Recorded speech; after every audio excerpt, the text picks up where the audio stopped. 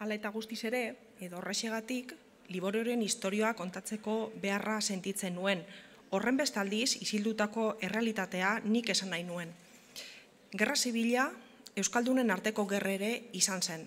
Ezen tropa frankisten inbazio soila izan.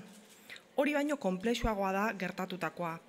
Eta hori esan beharra nuen, berbalizatu beharra. Argi eta garbi esan gure aitonak, Liborio Uribek, Frankoren alde egin zuela. Nire ustez, aukera okerra izan arren. Aitona Liborio, kartzelan zegoela, amonanak urtebetekumea zuen, gure aita, eta haurdun zegoen osabarekin.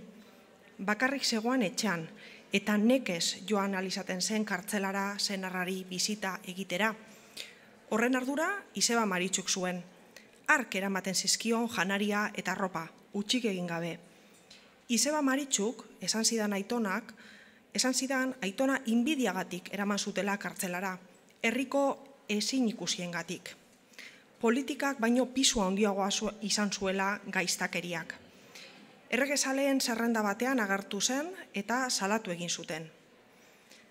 Santi Meabe, txori hezitzaileak eman zuen aitona kartzelaratzeko agindua. Gainera, zioen Izebak, kartzelatik libratu zenez gero, ez zuen ezer jakin nahi izan.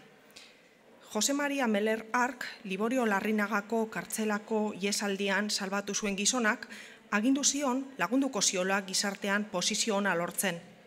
Eta dirua ere lortuko ziola, hala nahi izan ez gero. Baina Liboriok sekula ez zion sosik eskatu.